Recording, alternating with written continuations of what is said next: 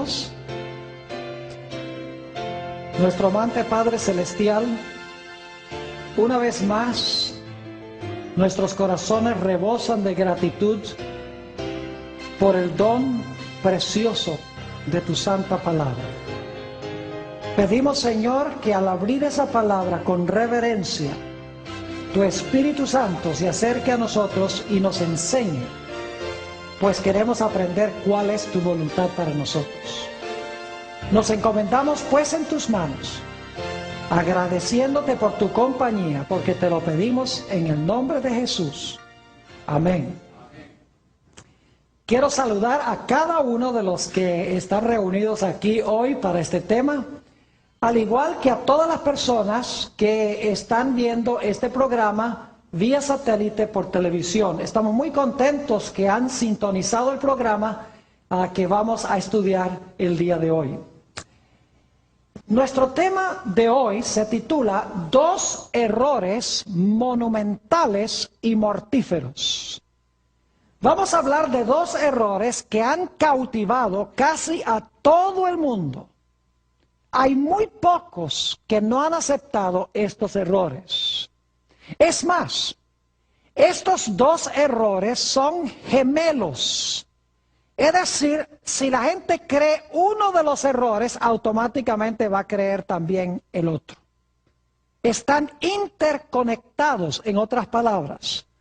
No puede una persona creer uno de los errores sin creer al mismo tiempo el otro error, porque los dos están estrechamente relacionados uno con el otro. Ahora, vamos a llevar en nuestro tema de hoy un orden muy lógico. Así que espero que no se distraigan, ya sea que estén aquí o que estén viendo vía satélite por televisión.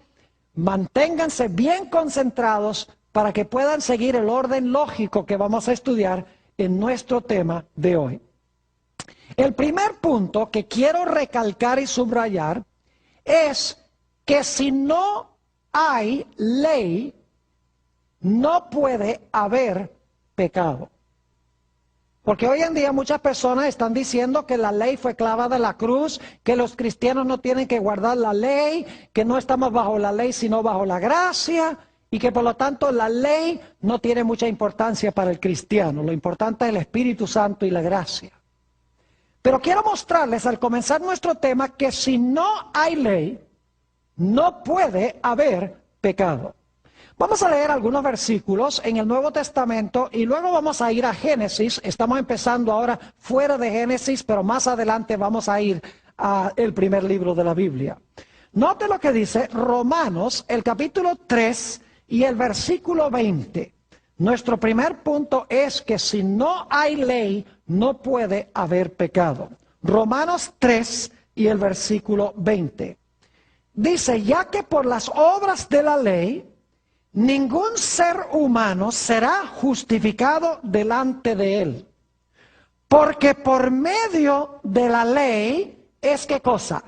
El conocimiento del pecado. Es decir, conocemos el pecado ¿por la qué? Por la ley. Ahora vamos a notar también Romanos el capítulo 4 y el versículo 15. Romanos el capítulo 4 y el versículo 15. La misma idea, que si no tenemos ley, no puede haber conciencia de pecado. Dice en Romanos 4 y el versículo 15, pues la ley produce ira. Y algunos dicen, como la ley produce ira, la ley es mala. Porque solo una cosa mala puede producir ira. Pero necesitamos entender que la ley es santa, justa y buena, según dice el apóstol San Pablo en Romanos 7 y el versículo 12. Nosotros somos los malos. La ley produce ira porque nosotros somos pecadores. Porque la ley es buena y nosotros somos malos. Sigue diciendo, pues la ley produce ira. Ahora escuchen bien. Pero donde no hay ley, tampoco hay, ¿qué cosa? Tampoco hay transgresión. Es decir, si no hay ley, usted no puede desobedecer una ley que no existe. Usted no puede transgredir la ley si no hay ley. Notemos un texto más, uno o dos más, Romanos 7 y el versículo 7. Romanos el capítulo 7 y el versículo 7. Aquí el apóstol Pablo nos dice esto. ¿Qué diremos pues? ¿La ley es pecado? ¿Qué me dirían ustedes? ¿La ley es pecado? No, en ninguna manera. Pero yo no conocí el pecado sino por la ley, porque tampoco conociera la codicia si la ley no dijera, no codiciarás. Es decir, yo no sabría que la codicia es mala, al menos que haya un mandamiento que diga, no codiciarás. Es decir, hay un mandamiento que dice, no codicies, así que cuando yo codicio, yo sé que eso está mal, porque la ley lo dice.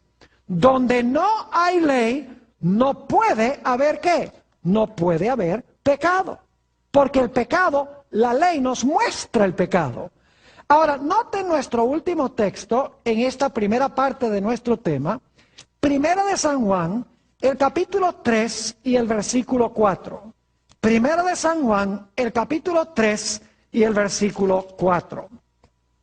Es un texto que hemos leído antes, pero ahora vamos a leerlo en este nuevo contexto. Dice allí, todo aquel que comete pecado, infringe o transgrede o desobedece, infringe también la ley, pues el pecado es ¿qué cosa? El pecado es infracción de la ley. Yo pregunto, ¿puedo yo saber que mi cara está sucia si no me miro en un espejo? Claro que no. La ley es el espejo. Y cuando yo me miro en el espejo, yo veo mi ¿qué? Mi pecado. Para usar otra ilustración, si yo voy a donde un médico, un oncólogo, y él me hace exámenes y determina que tengo cáncer, que Dios no lo quiera, pero determina que yo tengo cáncer, el médico me está mostrando que yo tengo cáncer. La ley es como ese médico.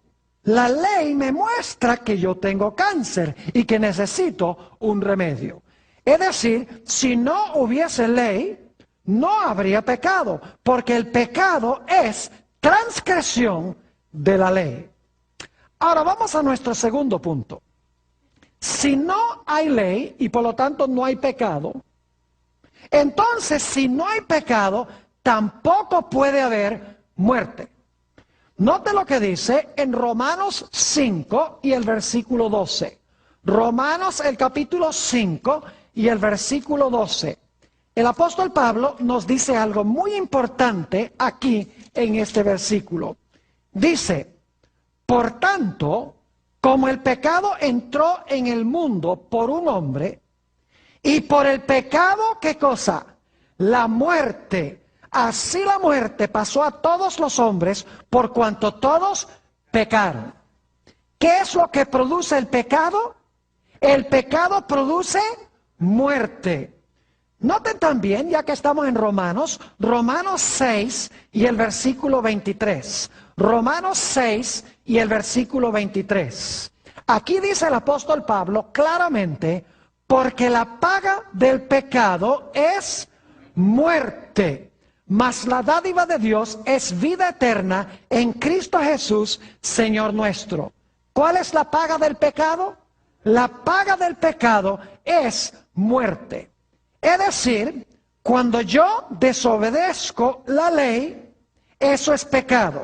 Y cuando yo peco, ¿qué va a suceder? Muero, según la Escritura. Ahora noten también un texto más para este segundo punto, Santiago, el capítulo 1 y el versículo 15. Santiago, el capítulo 1 y el versículo 15. Nos dice aquí el hermano de nuestro Señor lo siguiente. Entonces la concupiscencia, después que ha concebido, da a luz el pecado. Y el pecado, siendo consumado, da a luz, ¿qué cosa? La muerte. Es decir, el pecado lleva a la muerte. Por lo tanto, si no hay ley, no puede haber pecado. Y si no hay pecado, no puede haber ¿qué? No puede haber muerte. Pero ahora vamos a nuestro tercer punto en el orden lógico que llevamos. Si no hay ley y por lo tanto no hay pecado, y si no hay pecado y por lo tanto no hay muerte, eso tendría que significar que yo soy ¿qué cosa? Inmortal. ¿Me están entendiendo el punto? Si no hay ley y no hay pecado, y no hay pecado y no hay tal cosa como la muerte, entonces yo tendría que ser ¿qué cosa? Yo tendría que ser inmortal. Quiero que quede claro este punto, que es crucial. Si no hay ley, no hay pecado. Si no hay pecado, no hay muerte. Si no hay muerte, entonces yo soy inmortal. Ahora vamos a nuestro cuarto punto. ¿Quién, según la Biblia, es el único que es inmortal? Vamos a Primera de Timoteo, el capítulo 6 y el versículo 16. Primera de Timoteo, el capítulo 6 y el versículo 16. Aquí el apóstol Pablo nos va a decir quién es el único que tiene inmortalidad. Dice allí, y vamos a leer empezando el versículo 14 para el contexto, versículo 14 primero, que guardes el mandamiento sin mácula ni reprensión, hasta la aparición de nuestro Señor Jesucristo, la cual a su tiempo mostrará el bienaventurado y solo soberano, Rey de reyes y Señor de señores, el único que tiene inmortalidad, que habita en luz inaccesible, a quien ninguno de los hombres ha visto ni puede ver, al cual sea la honra y el imperio sempiterno. Amén. ¿Quién es el único que tiene inmortalidad? El único que tiene inmortalidad es Dios. Vamos también a Primera de Timoteo, el capítulo 1 y el versículo 17. Primera de Timoteo, el capítulo 1 y el versículo 17. Dice, por tanto, al Rey de los siglos, ahora escuchen bien, inmortal, invisible, al único y sabio Dios, sea honor y gloria por los siglos de los siglos. Amén. Fíjense que dice, por tanto, al Rey de los siglos, inmortal. ¿Quién es el único que posee inmortalidad? Solamente Dios posee inmortalidad. Nosotros no tenemos inmortalidad. Es más, la Biblia dice que nosotros tenemos que buscar la inmortalidad. Si hay que buscarla, no la tenemos. Noten Romanos, el capítulo 2 y el versículo 7, para que quede claro este punto. Romanos, el capítulo 2 y el versículo 7. Dice aquí el apóstol San Pablo, vida eterna a los que perseverando en el bien hacer, ahora escuchen, buscan gloria y honra e inmortalidad. Yo pregunto, ¿nosotros tenemos que buscar inmortalidad? Claro que sí. La Biblia dice que debemos buscarla. Si debemos buscarla, entonces no la tenemos como nuestra propiedad. ¿Está claro ese punto? Ahora repasemos lo que hemos estudiado hasta ahora. Punto número 1. Si no hay ley, no hay ¿qué? No hay pecado. Punto número 2. Si no hay pecado, no hay muerte. Punto número 3. Si no hay muerte, yo tendría que ser inmortal. Punto número 4. Solamente Dios es ¿qué? Inmortal. Ahora, hemos llegado a un punto muy crucial en nuestro estudio.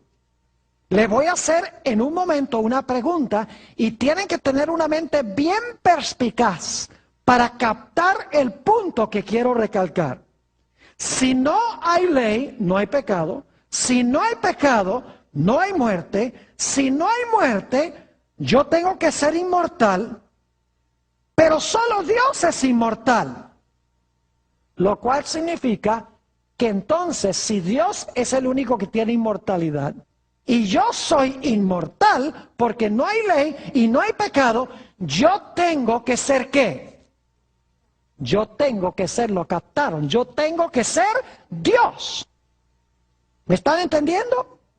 Repito de nuevo, si no hay ley no hay pecado, si no hay pecado no hay muerte, si no hay muerte yo soy inmortal, pero como solo Dios es inmortal, yo tendría para ser inmortal que ser ¿qué? Tendría que ser Dios. Ahora, ¿cuáles son los dos grandes errores que cree casi todo el mundo? En primer lugar, la idea de que la ley ya no existe para el cristiano o no se aplica al cristiano. El segundo error es la idea de que el hombre por naturaleza es ¿qué? Inmortal. Es decir, que el hombre tiene inmortalidad propia, que cuando el hombre muere hay algo que tiene por dentro que sale del cuerpo y sigue viviendo porque es inmortal. Los dos errores son un ataque contra la ley de Dios, diciendo que el cristiano no necesita la ley. Y el otro error es la idea de que el hombre es por naturaleza, ¿qué cosa? Inmortal. Casi todo el mundo cristiano cree en alguna forma o en otra estos dos errores. Ahora yo pregunto, ¿a dónde se originaron estas dos ideas de que no existe la ley para el cristiano, porque estamos bajo la gracia, que la ley fue clavada en la cruz, y la idea de que el hombre es inmortal? ¿A dónde se originó esa idea? Pues yo quiero decirles que se originó en el libro de Génesis. Vamos a Génesis, el capítulo 3. Y vamos a empezar leyendo en el versículo 1 y me voy a enfocar especialmente en los versículos 4 y 5. Génesis 3, 1.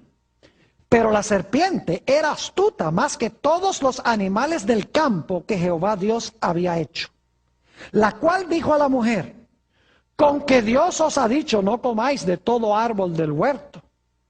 Y la mujer respondió a la serpiente: del fruto de los árboles del huerto podemos comer, pero del fruto del árbol que está en medio del huerto, dijo Dios, no comeréis de él, ni le tocaréis para que no muráis.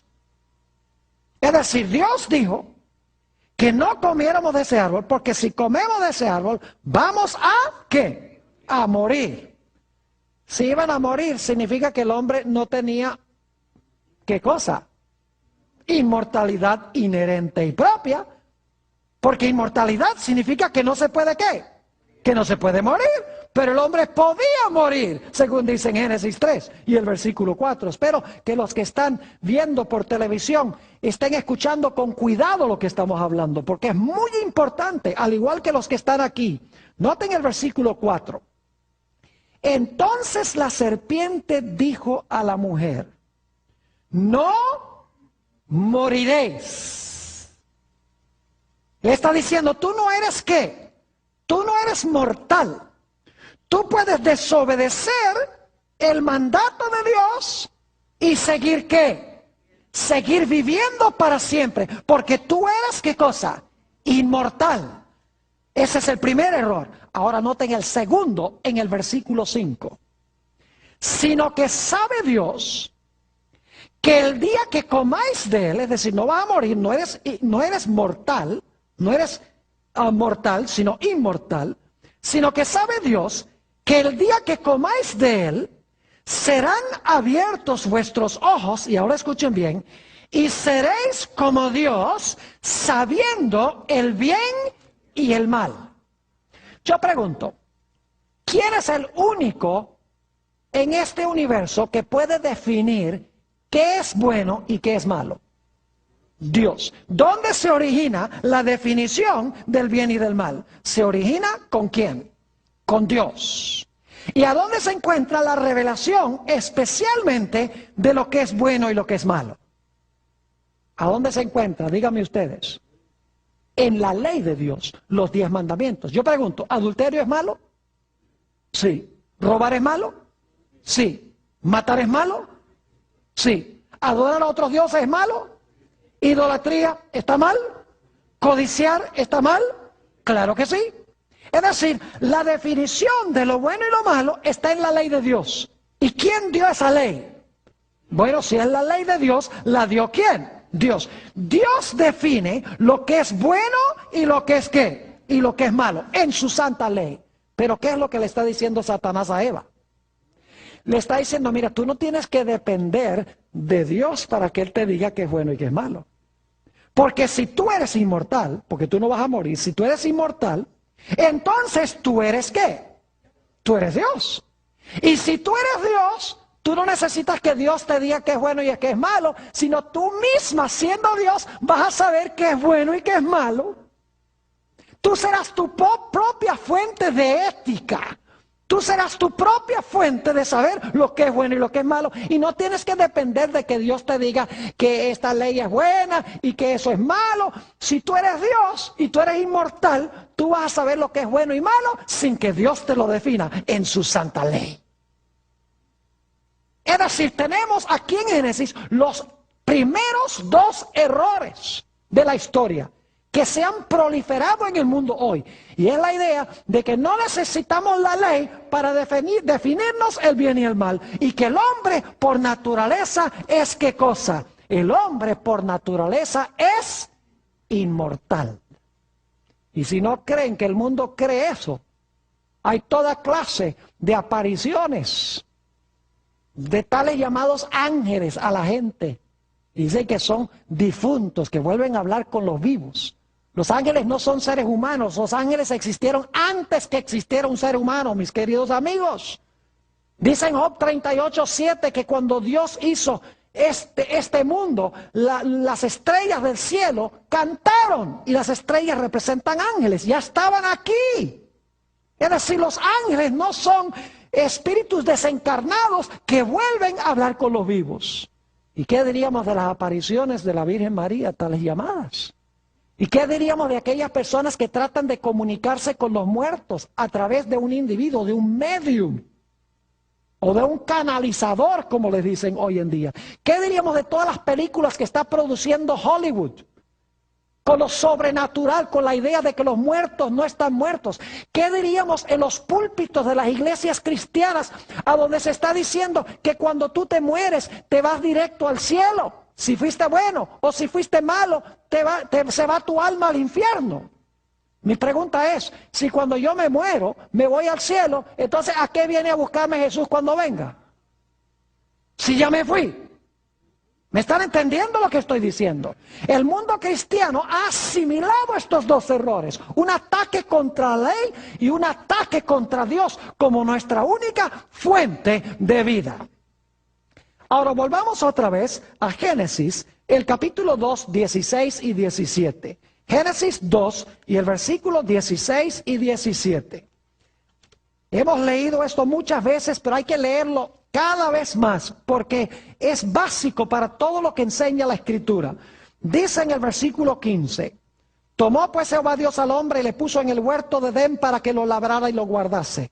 Versículo 16, y mandó Jehová Dios al hombre diciendo, de todo árbol del huerto comerás, mas del árbol de la ciencia del bien y del mal no comerás, porque el día que de él comieres, ciertamente ¿qué? Ciertamente morirás. Yo pregunto, ¿quién fue el que definió lo que es bueno y lo que es malo en el huerto del Edén? Fue Dios.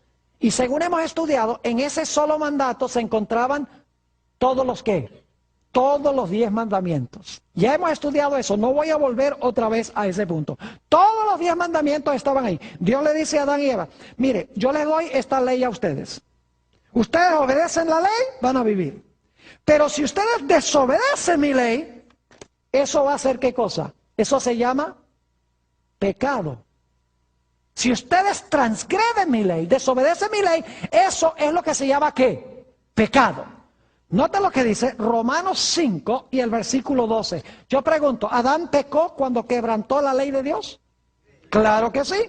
Dice en Romanos, el capítulo 5 y el versículo 12, Romanos 5 y el versículo 12, por tanto, como el pecado entró en el mundo por un hombre, Y por el pecado, la muerte, así la muerte pasó a todos los hombres, por cuanto todos pecaron. Yo pregunto, ¿Adán pecó?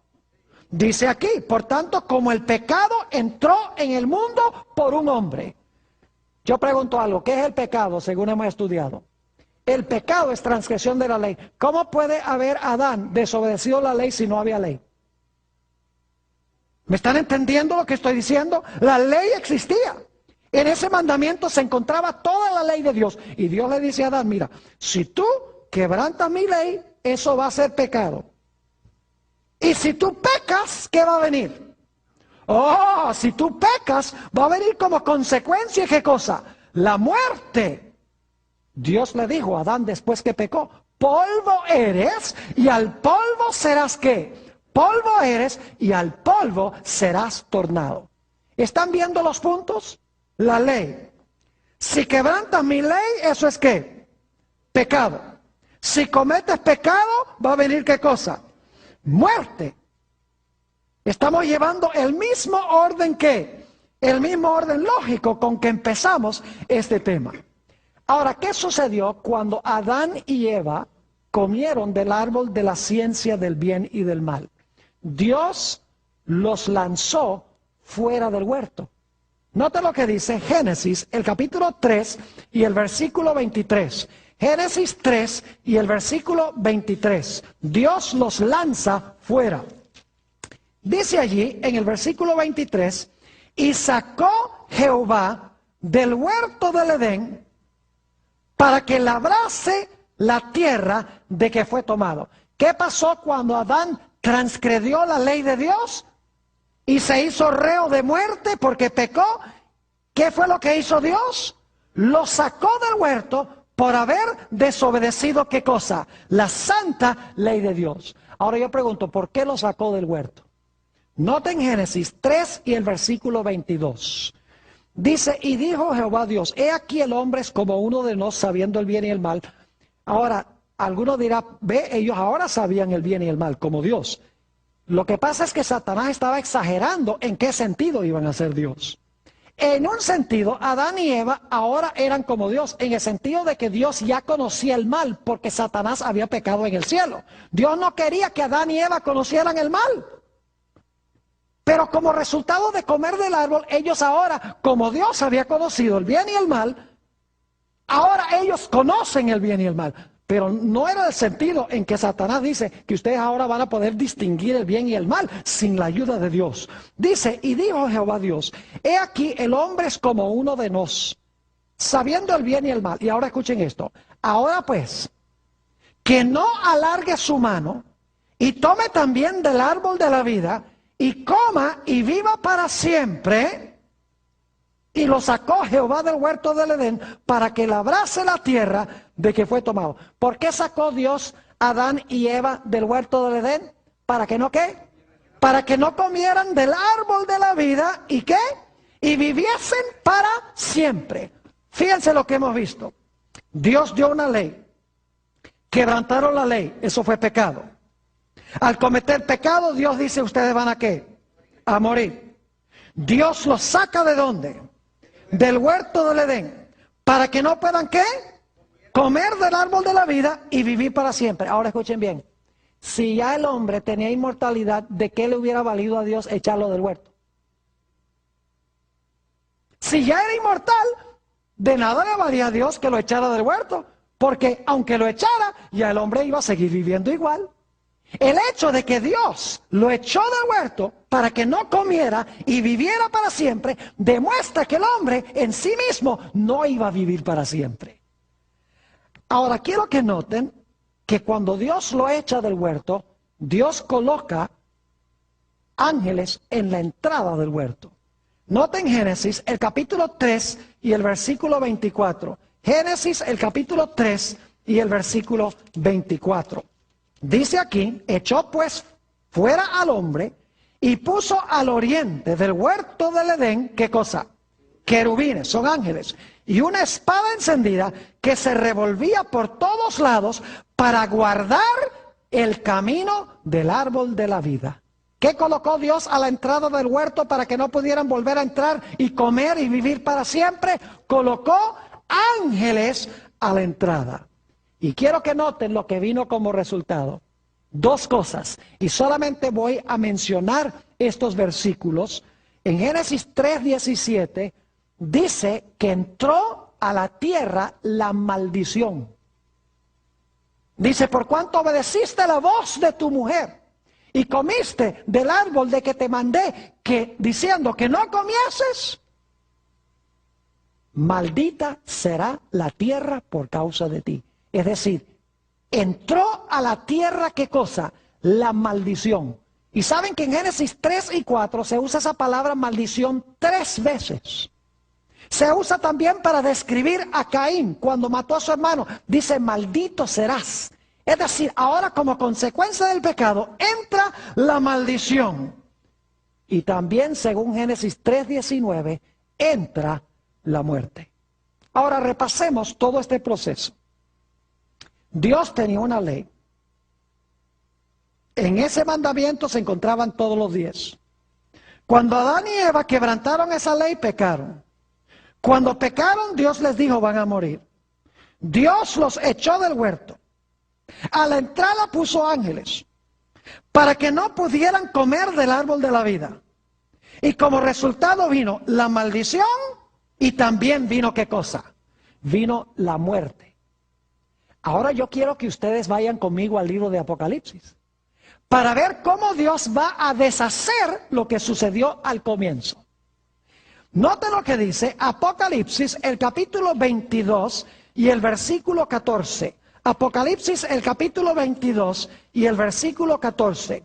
Y este versículo reza de una forma distinta dependiendo de la versión que ustedes estén leyendo. Yo estoy leyendo particularmente de la versión de 1960. Si leen la de 1977, la de 1909, Reina Valera, van a encontrar que la traducción es distinta.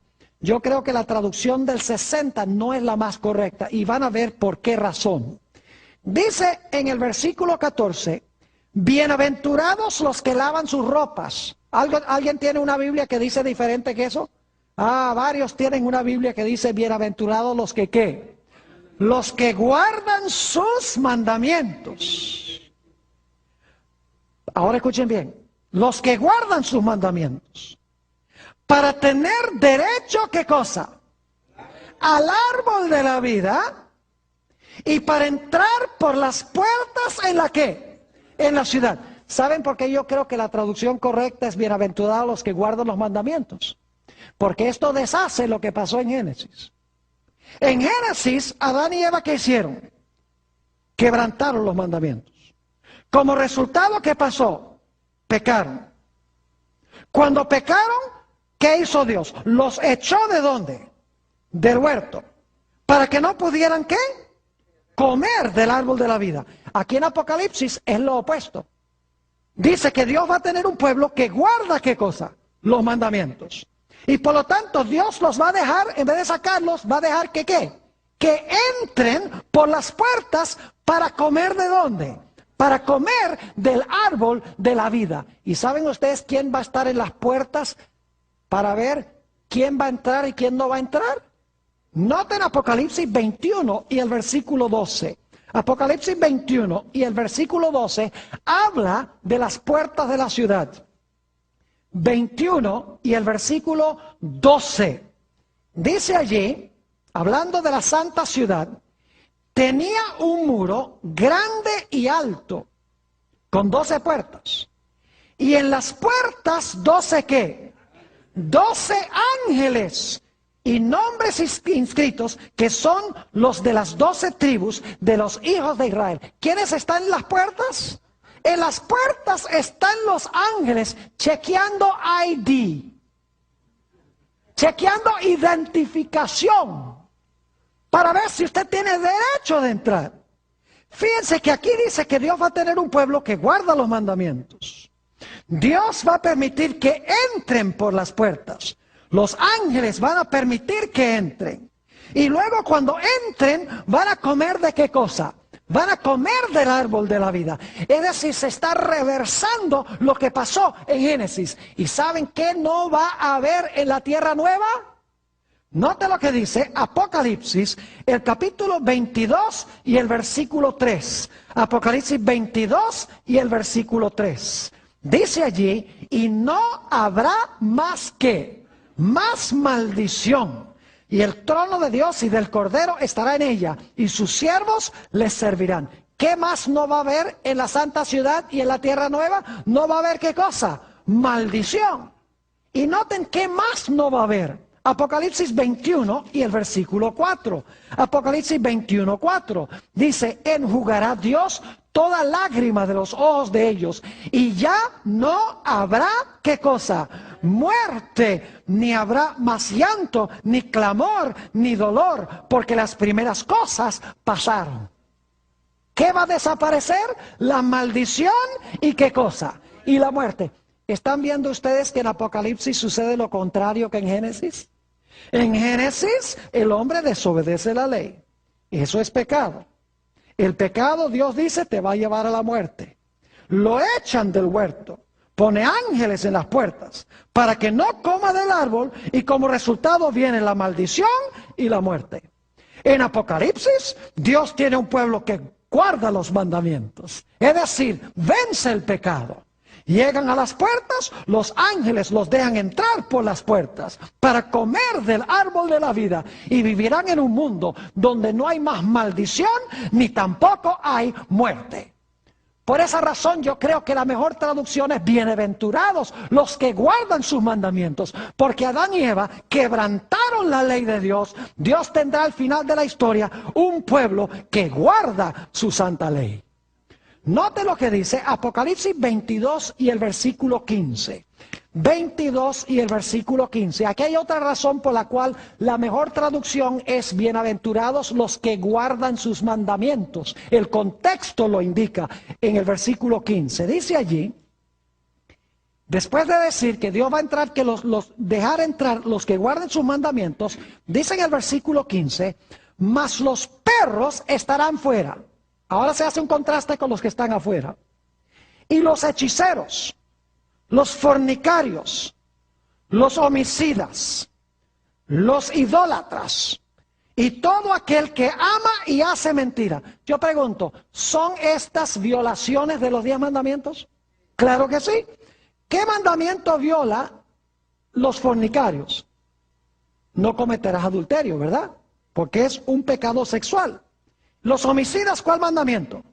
No matarás. Los idólatras, ¿cuál mandamiento? No te harás imagen, ni tendrás dioses ajenos delante de mí. El que ama y hace mentira, ¿qué? ¿No hablarás qué? Falso testimonio. Es decir, los que están afuera son caracterizados por el hecho de que hacen ¿qué? Quebrantan los mandamientos de Dios. Mientras que los que están adentro, ¿qué hacen? Guardan los mandamientos de Dios. Se hace el contraste entre el versículo 14 y 15. Noten también Apocalipsis 21 y el versículo 8. Apocalipsis 21 y el versículo 8 habla otra vez de los que están afuera. Y fíjense lo que dice el versículo 7 primero para que capten el contexto. Versículo 7 primero. Dice, el que venciere heredará todas las cosas, y yo seré su Dios y él será mi hijo. ¿Qué hay que hacer? Hay que ¿qué? Vencer. ¿Y los de afuera qué característica tienen? Versículo 8. Pero los cobardes, es decir, no tienen fe, y todo lo que no es de fe es pecado. Los cobardes e incrédulos, los abominables y homicidas, los fornicarios y hechiceros, los idólatras y todos los mentirosos tendrán su parte en el lago que arde con fuego y azufre, que es la muerte segunda. Dios tendrá en la santa ciudad aquellos que hacen ¿qué cosa? Que guardan los mandamientos de Dios, mientras que afuera están los que pisotean los mandamientos de Dios. Ahora yo me pregunto, lo que yo me pregunto es, ¿cómo es posible que se hable de la gente que guarda los mandamientos de Dios si los mandamientos fueron clavados en la cruz? ¿Me están entendiendo lo que estoy diciendo? Es ridículo pensar que la gracia ahora hace innecesaria la ley y crucifica la ley. Eso no me resuelve ningún problema. Es como, por ejemplo, si hay un policía que me pone una multa por comerme un semáforo, Yo digo, desháganse de ese policía, desháganse de la ley. ¿Qué clase de mundo sería este? Si nos deshacemos de la ley para salvar al criminal. Lo que hay que hacer no es deshacerse de la ley, sino cambiar el corazón del criminal. ¿Me están entendiendo lo que estoy diciendo? No solo los que están aquí, sino los que están viendo también vía satélite. Ahora, quiero ir a Génesis 3:21 de nuevo. ¿Quién nos salvó de la muerte? Jesús. El mismo día que Adán y Eva pecaron, ¿qué hubo en el huerto del Edén? Esto lo hemos estudiado. ¿Un qué? Un sacrificio. O dos sacrificios, mejor. Y de los sacrificios Dios tomó túnicas ¿de qué? De pieles y vistió a Adán y Eva. ¿Qué estaba avisando Dios? Estaba Dios diciendo que corderos iban a morir, ¿qué cosa? En lugar de morir ¿quién? En lugar de morir el hombre, el Cordero de Dios que quita el pecado del mundo iba a morir en lugar de ellos. Como dice en Gálatas el capítulo 3 y el versículo 13, el Señor Jesucristo sufrió la maldición de la ley. Él se hizo por nosotros maldición. O como dice el apóstol San Pablo en 2 Corintios 5:21, dice, al que no conoció pecado, Dios le hizo pecado, para que nosotros pudiésemos ser hallados la justicia de Dios en él. Es decir, Jesús murió la muerte que yo debo morir para que yo pueda, ¿qué? Vivir.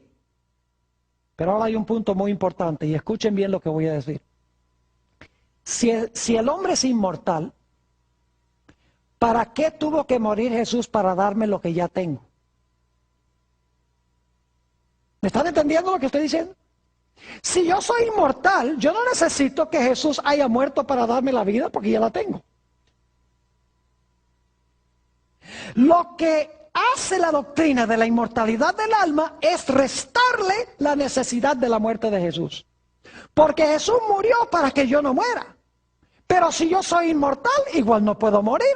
Así que no hubiera sido necesario que Jesús muriera. ¿Están entendiendo lo que estoy diciendo? Es decir, la idea de que si yo soy inmortal hace innecesaria la muerte de Jesús para salvarme a mí de la muerte. Es decir, le resta poder a Jesús. La Biblia nos dice, porque la paga del pecado es muerte. Mas la dádiva de Dios es ¿qué cosa? Vida eterna en Cristo Jesús, Señor nuestro. Yo les pregunto, ¿la Biblia es clara de que la muerte existe? ¿De que el hombre no es inmortal? ¿Por qué dice el apóstol Pablo? Porque la paga del pecado es ¿qué cosa? La paga de la transgresión de la ley es muerte. ¿Cómo puede decirse eso si el hombre es inmortal? No sería posible decir que la paga del hombre es muerte. La paga del pecado es muerte. Y muchos cristianos dicen, no, lo que está diciendo eso allí, la muerte en realidad es vida eterna en miseria. Pero la muerte es dejar de existir. Vamos a tener un tema completo sobre la muerte en esta serie. Vamos a encontrar que la muerte es inconsciencia total hasta el momento de la resurrección. Es decir, cuando el hombre muere, está muerto. Hasta que Cristo venga a resucitarlo en la resurrección de vida o en la resurrección de condenación, como dice la Sagrada Escritura. Es decir, en el tiempo interino, el hombre no tiene vida en sí mismo. Si la vida eterna es un don de Dios, yo no lo tengo. Tengo que recibirlo de manos de ¿quién? Tengo que recibirlo de manos de Jesús. Note lo que dice, 1 de San Juan, el capítulo 5 y los versículos 11 y 12. 1 de San Juan, el capítulo 5 y los versículos 11 y 12. Muy interesante, esta declaración es categórica. Dice allí, y este es el testimonio, que Dios nos ha dado vida eterna, y esta vida está ¿dónde? Esta vida está en su Hijo. ¿A dónde está la vida eterna? ¿En nosotros? No, la vida eterna está en su Hijo. Y ahora escuchen esto. El que tiene al Hijo, tiene la vida. El que no tiene al Hijo de Dios, no tiene la vida. ¿Puede ser más clara la Biblia que esto? Que el que tiene a Jesús tiene la vida porque Jesús es la vida. El que no tiene a Jesús no tiene la vida porque Jesús es la vida. Es decir, yo no tengo inmortalidad y vida en mí mismo. ¿Saben ustedes que estos dos errores se van a proliferar, según la Biblia, muchísimo en el mundo al final de la historia? Tanto el espiritismo, y no estoy hablando de ese espiritismo craso a donde uno va a un salón oscuro y entonces tiene una bola de cristal o se agarran todas las manos para llamar a alguien de entre los muertos. Hoy en día el espiritismo es mucho más refinado, es mucho más sofisticado el espiritismo hoy. Lo único que tienen que hacer es mirar en la televisión a Walter y las estrellas. Ese es un espiritismo sofisticado. La astrología es espiritismo. La idea de que uno puede comunicarse con los muertos es espiritismo. La idea de que uno puede leer el destino en las estrellas es espiritismo. Es decir, el espiritismo es muy extenso. Es no solamente meterse en un salón oscuro para tratar de llamar a una persona que está muerta para que le revele a uno el pasado o el futuro. La Biblia también dice que en los últimos días, además de los espíritus de demonios haciendo señales para engañar a los moradores de la tierra y de todo el mundo, dice también la Biblia que en los últimos días los cristianos se van a lanzar en contra de la santa ley de Dios. Note lo que dice en San Mateo 24 y el versículo 12. San Mateo, el capítulo 24 y el versículo 12. Es muy interesante este versículo y necesito explicarles el significado de una palabra muy importante aquí. Dice en el versículo 12, y por haberse multiplicado la ¿qué? La maldad, el amor de muchos ¿qué? Se enfriará. Hay gente que va a tener amor, pero por la maldad se van a ¿qué? Se van a enfriar. El amor se va a enfriar. Ahora, ¿qué significa esa palabra maldad? Escuchen bien. Es la mismita palabra que aparece en 1 de Juan 3:4, donde dice que el pecado es infracción de la ley. Ustedes no lo sabrían por la traducción. Porque dicen, bueno, aquí dice maldad y allá dice infracción de la ley. Pero si ustedes van al idioma original en que fue escrito el Nuevo Testamento, ustedes van a encontrar que esta palabra maldad es la mismita palabra que se traduce infracción de la ley. Es decir, aquí se podría traducir esto: y por haberse multiplicado la transgresión de la ley, el amor de muchos el amor de muchos se enfriará. Leímos en nuestro último tema, San Mateo, el capítulo 7 y el versículo 21 al 23. Vamos allí nuevamente. San Mateo 7 y el versículo 21 al 23. Aparece esta mismita palabra, infracción de la ley, para que vean que aún cristianos en los últimos días van a infringir la ley de Dios. Porque van a creer que la ley de Dios ya no está vigente para el cristiano, que lo único que importa es la gracia o el Espíritu Santo. No me entiendan mal, yo creo en el Espíritu Santo, pero la Biblia dice que Dios le da su Espíritu Santo a los que le obedecen. Yo creo en el amor, pero la Biblia dice que el amor es el cumplimiento de la ley. Hay que dar definiciones correctas a estas cosas. Noten San Mateo 7:21. No todo el que me dice, Señor, Señor, entrará en el reino de los cielos, sino el que hace la voluntad de mi Padre que está en los cielos. No el que dice Señor, Señor, sino el que ¿qué? El que hace la voluntad de Dios. Versículo 22. Muchos me dirán en aquel día, Señor, Señor, ¿no profetizamos en tu nombre? ¿Y en tu nombre echamos fuera demonios? ¿Y en tu nombre hicimos muchos milagros? Yo pregunto, ¿esos milagros eran genuinos? No. ¿Ese echar fuera demonios era genuino? No. ¿Esas profecías eran genuinas? No. Porque fíjense lo que dice Jesús, versículo 23. Y entonces les declararé, nunca os conocí. Ni cuando estaban haciendo los milagros, fíjense. Nunca os conocí.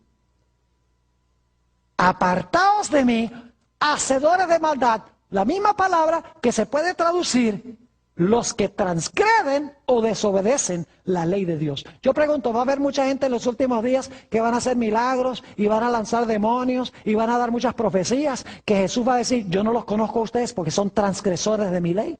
Claro que sí.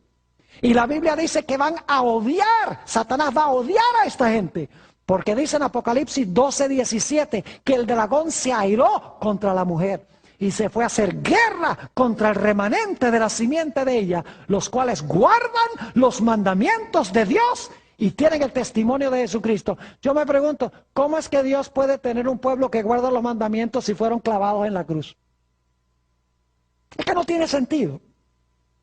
Pero la gente, los cristianos, se comen el cuento. Los ministros se paran y predican estas cosas y todo el mundo dice aleluya y amén, sin pensar y sin estudiar la Biblia por ellos mismos. Por favor, escuchen los que están viendo vía satélite, por televisión. Ustedes también aquí. Estos son asuntos de vital importancia. Los dos ataques de Satanás al final de la historia va a ser contra la ley y contra la idea de que el hombre es mortal.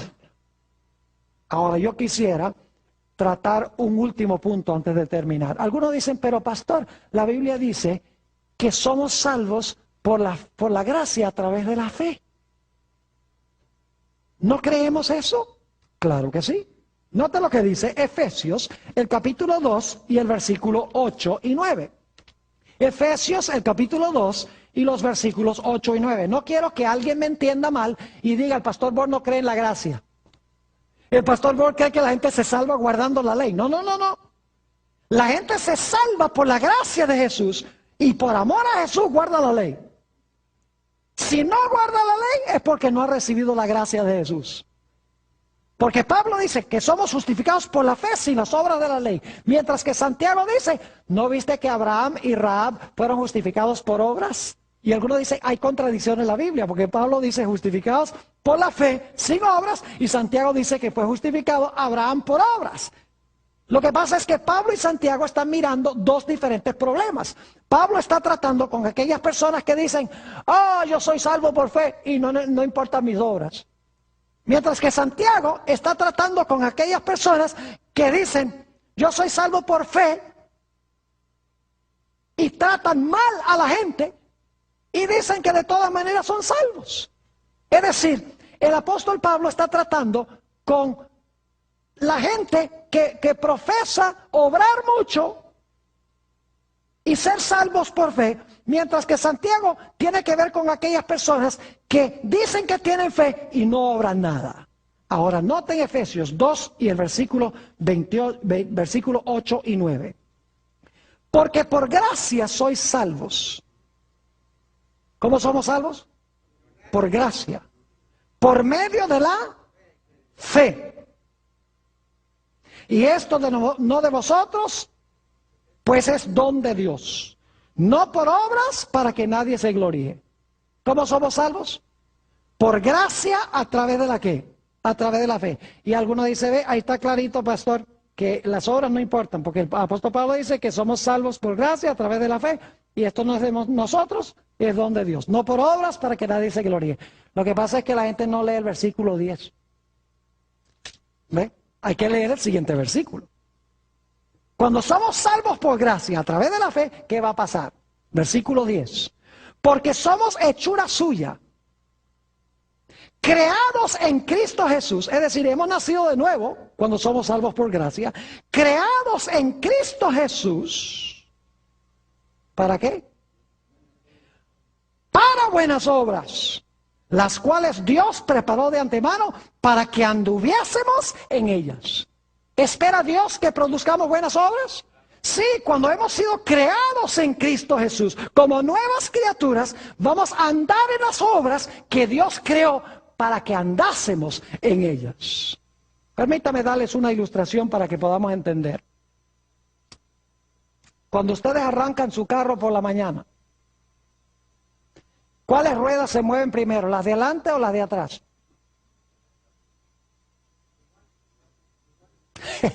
Siempre hay alguien que dice, depende. Depende si son tracción delantera o tracción trasera. Yo digo que no.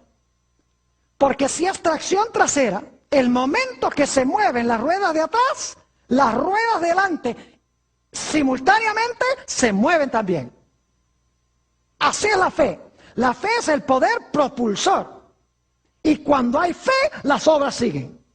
Si no hay obras, es porque no hay ¿qué? No hay fe y no hemos sido salvos por la gracia. Por eso la Biblia dice que somos salvos por gracia a través de la fe, pero seremos juzgados por nuestras obras. Por eso el apóstol Pablo dice que somos salvos por la gracia a través de la fe, mientras que Santiago dice, pero aquellos que tienen fe, obran. Por eso el apóstol Pablo dice que somos justificados por la fe, sin las obras de la ley. Y Santiago nos dice que los hacedores de la ley serán justificados. No hay contradicción. El hecho es que la fe genuina producirá, ¿qué cosa? Producirá obras. Así que mis queridos hermanos y amigos, dos errores monumentales y mortíferos al final de la historia. Primero, la idea de que el cristiano no tiene que guardar la ley porque está bajo la gracia. Que la ley fue clavada en la cruz. Y la segunda idea, la idea de que el hombre por naturaleza es inmortal, tiene un alma inmortal, que ni siquiera Dios le puede quitar la vida. Dos errores que van a cautivar casi a todo el mundo. Que el Señor, por su gracia, nos libre de estos dos grandes errores.